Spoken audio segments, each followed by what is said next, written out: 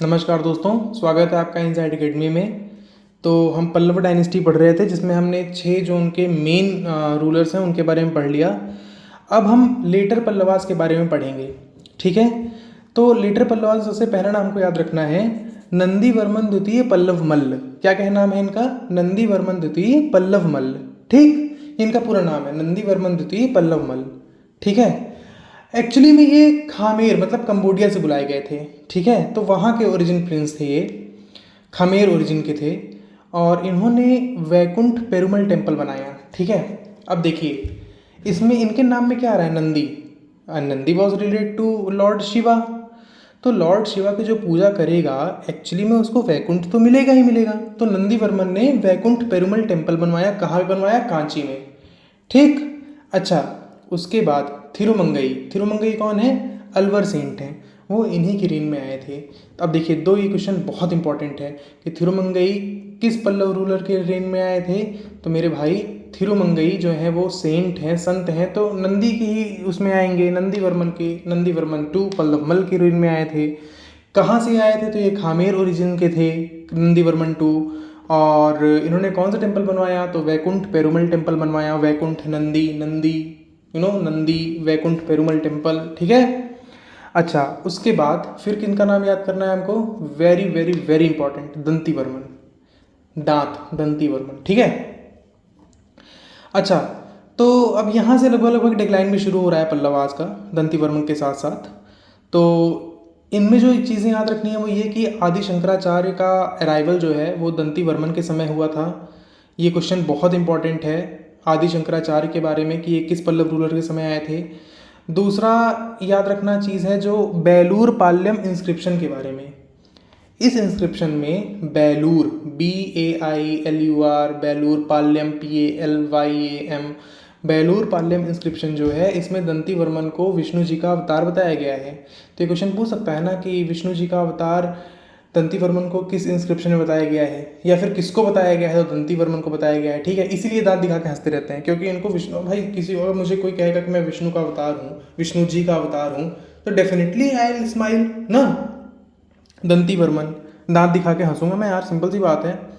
तो रिपीट करिए आप लोग। तो Shankaracharya came during Danti Varman, very good.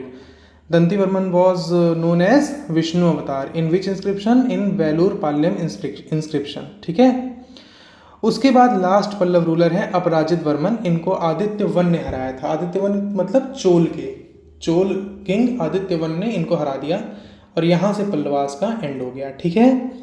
तो हमने लगभग लगभग सारे किंग के बारे में पढ़ लिया। सीमाना, मापाना, उसके पहले स्कंद वर्मन और फिर बाद में नंदी वर्मन और उसके बाद में दंती दुर्ग और अपराजित वर्मन, याद नहीं रखना, ठीक है। अब इनके एडमिनिस्ट्रेशन के बारे में पढ़ते हैं, ठीक है। तो 3 चीज़ें पढ़ेंगे, कोट्टम, नाडु, उर। उर क्या है? उर एक असेंबली है, सभा है। नॉन ब्राह्मण्स भी इसमें आते हैं। और सभा क्या है? जिसमें ब्राह्मण्स आते हैं।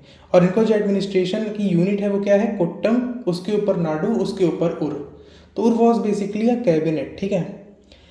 इरा इल्ली, इरा इल्ली, IRAI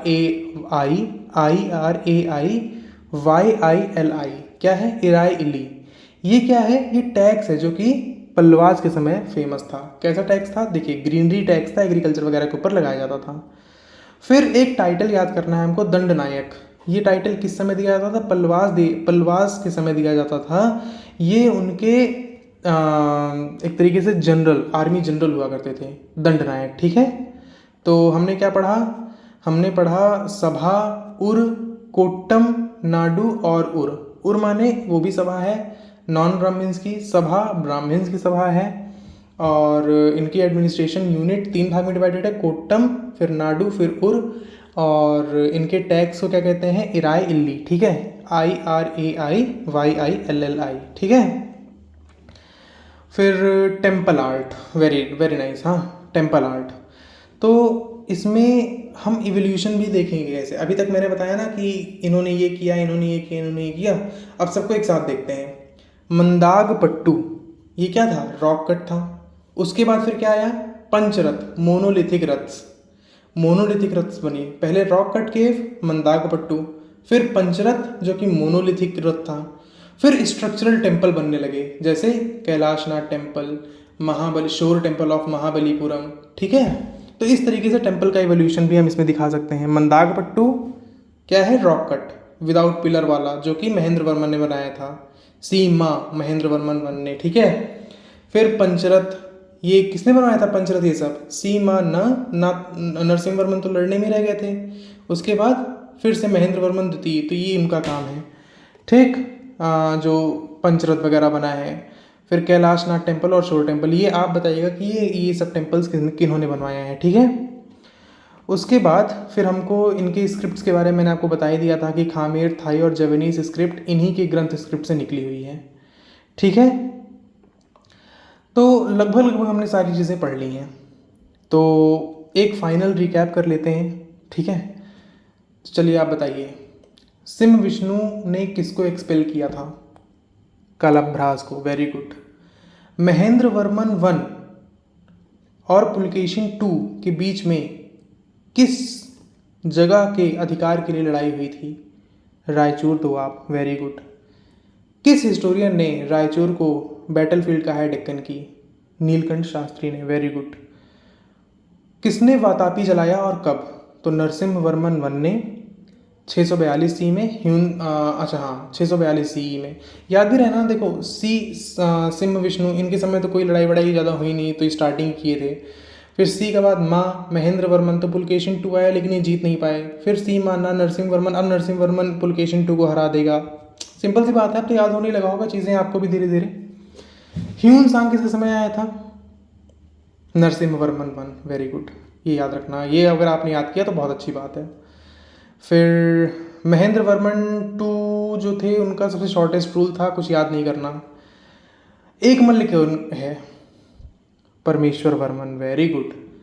अच्छा, दंडिन किसके समय थे और दंडिन ने क्या लिखा था, तो दंडिन नरसिंह वर्मन टू के समय थे, उन्होंने दश कुमार चरित लिखा था। अगर ये फैक्ट आपको याद था तो बहुत अच्छा, नहीं था तो अब ये कर लो।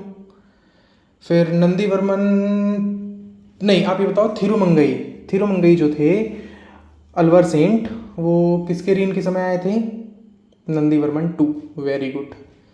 अच्छा ठीक है, आप मुझे बताओ कि वैकुंठ पेरुमल टेम्पल किसने बनवाया था, Nandi Varman two, very good. Nandi Shiv ji, Nandi, उनको वैकुंठ मिलेगा, अलवर सेंट भी आ जाएंगे उनके समय।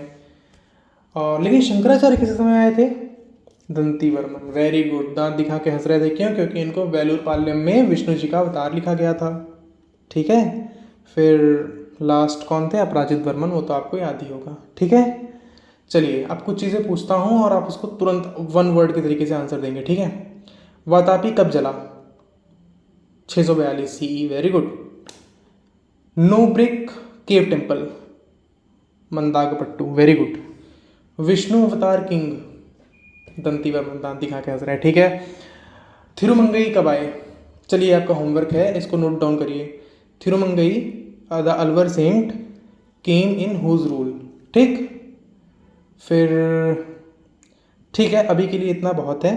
और ये पल्लव का लास्ट वीडियो जो होगा उसमें मैं आपको कम से कम 15-20 MCQ करवाऊँगा, वन वर्ड और थोड़े अच्छे MCQs भी, ताकि आपका पल्लव ख़त्म हो जाए, एकदम अच्छे से आपको याद हो जाए। और अगर आपको कोई सजेशन हो तो उसको आप पॉजिटिवली हमारे कमेंट सेक्शन में कमेंट कर सकते हैं। और सोर्स के लिए मैं आपको बताऊंगा कि मिडिवल हिस्ट्री की जो घटनासार पब्लिकेशन की बुक है बाई संजय सिंह, वो एक अच्छा सोर्स है जो कि मैं यूज़ कर रहा हूँ, और पूनम दलाल दहिया।